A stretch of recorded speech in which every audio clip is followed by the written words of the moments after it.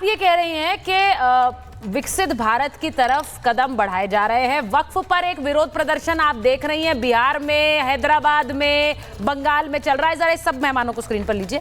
मैं एक चीज ये पूछना चाहती हूं, क्योंकि विवेक श्रीवास्तव जी आ गए हैं, फराज जी यहाँ बैठे हुए हैं, संजय सरकार जी बैठे हुए हैं, हर्षवर्धन जी हैं, मलूक जी हैं। मैं एक चीज पूछना चाह रही हूँ कि जो आप बार बार विवेक जी ये कहते थे ये बैसाखी वाली सरकार है, ये वो सरकार है जो अपने दम पर नहीं बनी है, मुझे लगता है आज भी आप यही कहते हैं, लेकिन सर ये सरकार तो धड़ाधड़ फैसले ले रही है। अब वक्फ कानून पास हुआ है और अब यूसीसी लोडिंग कह रहे हो, कौन सी बैसाखी? नहीं, अब देखिए हमने सिर्फ नहीं, हमने बैसाखी वाली सरकार भी कहा था, जरूर कहा था, लेकिन उसके साथ बहुत कुछ और भी कहा। ये सरकार संविधान नहीं मानती, ये सरकार संविधान बदलना चाहती है, ये सरकार माइनॉरिटी और मुसलमानों के खिलाफ है, ये एक काल्पनिक हिंदू राष्ट्र की व्यवस्था करना चाहते हैं जिसका जन्म 1925 में हेडगेवार जी ने इनको एक विजन दिया। तो हमने बहुत कुछ कहा था। अब आप आ जाइए कि बेसिकली अभी की लड़ाई क्या है। ये यूसीसी लाना चाहते हैं जो कि टोटली एंटी कॉन्स्टिट्यूशनल है। मैं टेक्निकली आपको बता रहा हूँ, आर्टिकल 44 पार्ट 4 हमारे संविधान का सिंपली कहता है द स्टेट शैल एंडेवर शब्द का यूज किया है। आप कोशिश करें, लेकिन अगर डाइवर्सिटी है धर्मों में, पूजा पद्धति में, तो वो भी कॉन्स्टिट्यूशन का पार्ट है। आर्टिकल 26 और आर्टिकल 29 मुझे कहता है कि मैं अपने रिलीजन के कस्टम्स और डाइवर्सिटी को प्रिजर्व कर सकता हूं। जब ये सब है तो इनको कूदने की क्या जरूरत है? आदिवासियों को इंक्लूड नहीं करते आप यूसीसी के अंदर। आप आज ये जो सिलेक्टिविज्म है इसके खिलाफ तो हम बोलेंगे ना जी। विवेक जी मेरा सवाल देखिए करना चाहते हैं नहीं विवेक जी, मेरा सवाल ये है कि वो अपने 1 साल का ढिंडोरा पीट रहे हैं। अब वो अपने 1 साल की बात कर रहे हैं कि आपने कहा था ये सरकार तो काम नहीं कर पाएगी, ये सरकार तो बैसाखी वाली है। वो कह रहे हैं 1 साल हुआ नहीं, हमने देख लीजिए क्या क्या करके दिखा दिया है, अभी और बहुत कुछ बाकी है। तो आपके कहने से क्या होगा, वो ये कह रहे हैं। मैं एक चीज, अभी बहुत कुछ बाकी है। हाँ अभी, हाँ, एक 10 सेकंड मैडम, बहुत कुछ हुआ है और पहुंच गए थे औरंगजेब के मदरसे पे भीड़ इकट्ठी करके हिस्ट्री के खिलाफ छावा जैसी फिल्में लाए, बंगाल में वायलेंस को इंस्टिगेट किया, संबल में छावा जैसी फिल्में देश भर में एनिमोसिटी पूरे देश। विवेक जी आपको छावा से दिक्कत है, आपको छावा से दिक्कत है विवेक जी, आपको छावा से दिक्कत है विवेक जी। हिस्टोरिकली इनकरेक्ट है और मेरे प्राइम मिनिस्टर ने एंडोर्स किया। बिल्कुल, आपको छावा से दिक्कत है, आपको सांभाजी पर बनी कोई फिल्म से दिक्कत है। ऐसी दिक्कतें आपको उन्हीं फिल्मों से होती हैं जिसमें देश के महापुरुषों पर कोई ज्ञान होता है या फिर उन पर जानकारी होती है, आपको दिक्कत होती है उससे। आप इसी शो में बैठकर विवेक जी, मुझे याद है महाभारत में आप औरंगजेब को लेजेंड बता रहे थे, आप औरंगजेब को बता रहे थे कि व्हाट अ ग्रेट रूलर, मुझे आज तक भूलता नहीं है वो, महाभारत में ही आप बता रहे थे। लेकिन सांभाजी की फिल्म को आप कह रहे हैं ये इनकी बनाई फिल्म है। हाँ, मैं गोलवलकर जी ने संभाजी के खिलाफ लिखा है, हर्षवर्धन जी को लीजिए, संभाजी के खिलाफ लिखा है। क्या मेरे प्राइम मिनिस्टर में जो अपने को संघ का प्रचारक कहते हैं हिम्मत है कि गोलवलकर को डिनाउंस करें तो करें डिनाउंस प्राइम मिनिस्टर। मैं एक बार हर्षवर्धन जी के पास जा रही हूँ। चारू जी आ रही है, चारू जी आ रही है। अच्छा, चारू जी वांट्स टू रिस्पॉन्ड। चारू जी जल्दी से रिस्पॉन्ड करिए, फिर हर्षवर्धन जी के पास जाऊंगी। जल्दी से बोलिए, 10 सेकंड प्लीज। मैं जल्दी से एक बात बता देती हूँ। देखिए, पहले तो ना विवेक जी फिर से झूठ और भ्रम फैलाने का काम कर रहे हैं। यूनिफॉर्म सिविल कोड का मतलब ये नहीं है कि पूजा पद्धति सब अपने हिसाब से कर नहीं पाएंगे, बिल्कुल कर पाएंगे, ये तो उस बारे में है ही नहीं विवेक जी। लेकिन आपको मजा आता है इस बारे में कि सबके इनहेरिटेंस लॉज सेम नहीं है। आपको मजा आता है ये सोचकर कि महिलाओं को सब जगह इक्वल राइट्स नहीं मिल पाते, उनके बच्चों को इक्वल राइट्स नहीं मिल पाते। अगर इक्वल राइट्स की बात हो और खास करके यूनिफॉर्म सिविल कोड महिलाओं के खिलाफ जो सारी तरीके चलते आ रहे हैं, जो सारे लॉज चलते आ रहे हैं, उसको यूनिफाई करेगा। तो आप कैसे बोल सकते हैं भाई पूजा प्रार्थना, आप मंदिर जाएं, गुरुद्वारे जाएं, मस्जिद जाएं, इसमें तो कोई रोक टोक है ही नहीं। जैसे इन्होंने सीएए के मामले में झूठ फैलाया सुचारिता जी, जैसे इन्होंने ट्रिपल तलाक के नाम पर झूठ फैलाया, आज ये यूनिफॉर्म सिविल कोड के नाम पर भी वैसा ही झूठ फैला रहे हैं।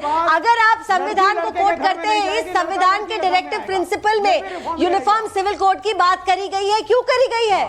क्योंकि इन दी एंड ये आवश्यक है कि एक देश के सारे नागरिकों के लिए कानून एक हो। ये कैसे हो सकता है कि कानून मेरे लिए कुछ और है और पड़ोस के घर में रहने वाली बहन के लिए कुछ और है? ठीक है, ये कैसे हो सकता है कि एक महिला की पीड़ा? देखिए, मेरा सवाल बड़ा सिंपल सा था।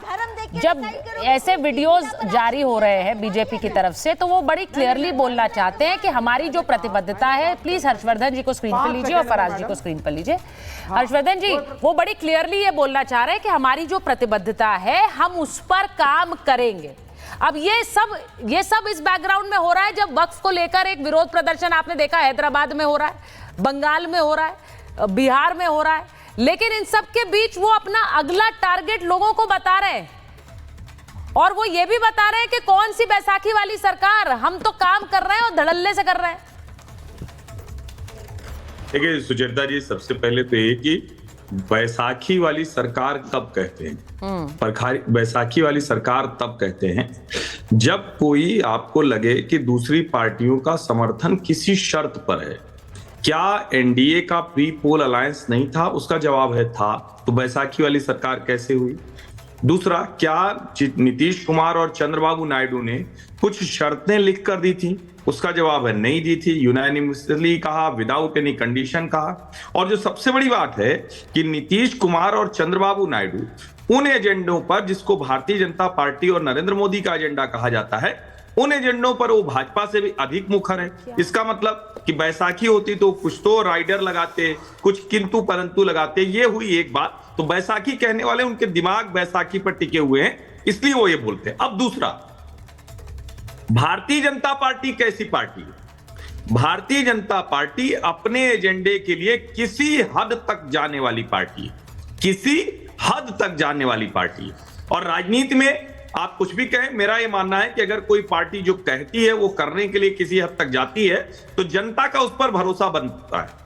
कांग्रेस पार्टी ने अपने जिन बातों को वो कहती थी वो कुछ नहीं किया। उन्होंने कहती सेकुलरिज्म थी, प्रैक्टिस फ्रॉड सेकुलरिज्म करती थी। कहती मुसलमानों का भला थी, बर्बाद मुसलमानों को करती थी। कहती हम गरीबों को, वंचितों को, शोषितों को, दलितों को आगे लाएंगे, उनको लगातार पीछे धकेलते रहे। तो राहुल गांधी भी बता देते हैं। भारतीय जनता पार्टी क्या कहती रही? वो कहती रही इस देश में सबके लिए एक बराबर कानून होगा। वो कहती रही कि इस देश के हर व्यक्ति की, हर महिला की, हर पुरुष की, हर नौजवान की हम चिंता करेंगे। वो कहती रही कि दीनदयाल उपाध्याय का एक आत्म मानव दर्शन वो हम लागू करके रहेंगे। और वो कहती रही कि कश्मीर से कन्याकुमारी तक अलग अलग नहीं चलेगा, एक देश में एक विधान, एक निशान, एक प्रधान वो चलेगा। करके दिखाया उन्होंने। सब कहते थे संभव नहीं है, अब्दुल्ला साहब, मुफ्ती महबूबा मुफ्ती सब कहते थे खून की नदियां बह जाएंगी। कुछ नहीं हुआ, एक गोली तक नहीं चली। ये है मोदी सरकार। अब आप आइए जो समान नागरिक संहिता, जब लाल किले से प्रधानमंत्री बोलते हैं तो उन्होंने जो टर्म कॉइन किया है इसको जरा समझना चाहिए। लंबे समय से यूनिफॉर्म सिविल कोड को ऐसे पेश किया जाता रहा जैसे एक कम्युनल है, लेकिन प्रधानमंत्री कह रहे हैं कि भाई सही मायनों में तो ये सेकुलर सिविल कोड है। स्क्रीन पर हम और फराज भाई दिख रहे हैं, इनके लिए अलग कानून, मेरे लिए अलग क्यों होगा? क्या ये दोयम दर्जे के नागरिक हैं या मैं दोयम दर्जे का नागरिक हूं? मैं तो नहीं मानता हूं कि हम में से कोई दोयम दर्जे का है। जो अलग कानून की वकालत कर रहा है, जो समान नागरिक संहिता का विरोधी है, वो मुसलमानों को दोयम दर्जे का नागरिक बनाकर रखना चाहता है। मुसलमानों को कमजोर, अशक्त, डर फैला के आगे बढ़ना चाहता है और ये खतरनाक है। मेरा ये मानना है कि नरेंद्र मोदी अपने इस तीसरे कार्यकाल में समान नागरिक संहिता की तरफ बढ़ रहे हैं। आप उसको टेस्ट कहिए, ट्रायल कहिए, उत्तराखंड में हो चुका है, गुजरात के बकायदा उस पर आगे बढ़ चुकी है, उत्तर प्रदेश ने इस पर शुरुआत की थी लेकिन पता नहीं क्यों भी रुक गया, लेकिन मुझे लगता है वो भी आगे बढ़ेगा।